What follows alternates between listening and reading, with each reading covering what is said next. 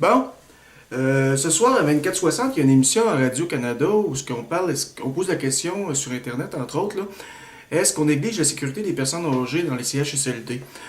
Bon, là pour une fois, j'ai décidé que j'allais faire une vidéo et puis j'allais parler en live, en personne, je veux dire, sur la caméra pour qu'on puisse me voir la bine parce que je tiens vraiment à mon opinion là-dessus. Et puis je pense que ça vaut la peine qu'on me voit la face, même au risque que je m'en aille à la rue tout à l'heure, puis quelqu'un me voit puis me casse la gueule, là, je m'en fous.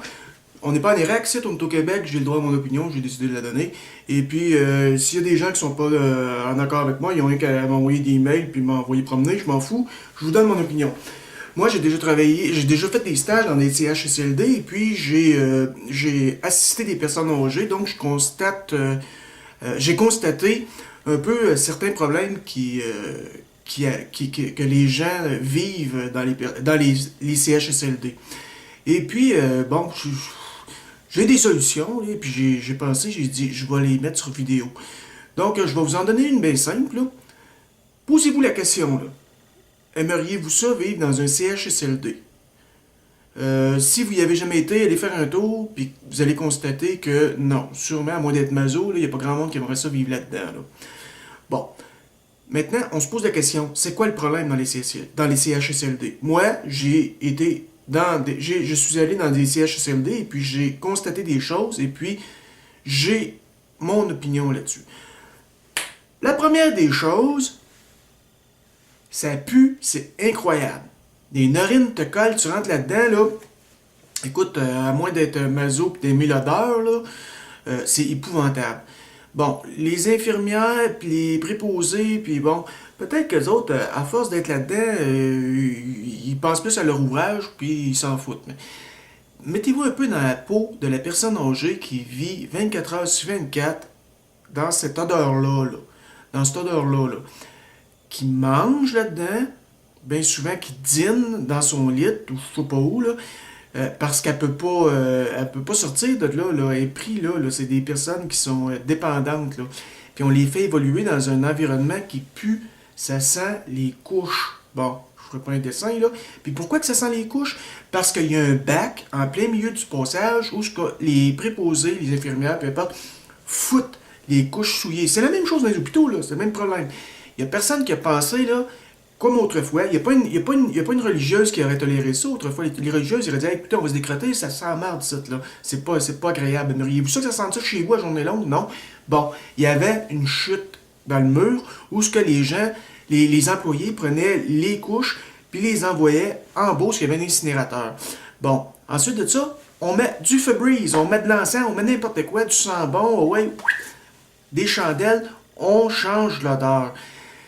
C'est pas grand-chose, mais juste ça va faire en sorte qu'on va éviter, les épidémies de gastro, les microbes qui traînent, l'odeur épouvantable, puis déjà le moral de la personne âgée va s'en sentir, il va être pas mal mieux là, dans sa peau, puis ça va être un petit peu plus agréable d'y vivre. Là. Donc ça, c'est une des solutions que j'ai imaginées. La deuxième, c'est aussi en rapport avec les hôpitaux. Là. On dit qu'on manque de personnel infirmier. Les infirmières sont débordées, bon, ils n'arrivent pas à faire leur ouvrage convenablement. Ils ont trop de patients, puis ils n'ont pas assez de temps pour s'en occuper. Bon, oui, c'est une chose. Sauf que le problème, c'est que l'infirmière passe le trois quarts de son temps à remplir de la paperasse, des notes au dossier, donner des notes pour marquer ses glycémies. Regarde, c'est pas compliqué.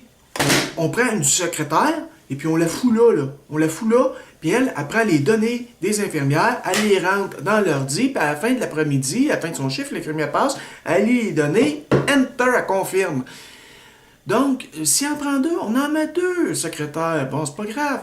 C'est sûr que ça ne réglera pas le problème à 100%, mais mettons que ça règle juste 30, ou même 20% du problème, ben c'est déjà au moins ça, là. Puis, pendant ce temps-là, l'infirmière, au lieu de perdre son temps à remplir de la paperasse, c'est pas sa job. Sa job, une infirmière, on lui a peut-être enseigné ça à l'école, là, mais la vraie job d'une infirmière, là, c'est de s'occuper des êtres humains. Puis, c'est pas de remplir de la paperasse. Ça, c'est une job de secrétaire.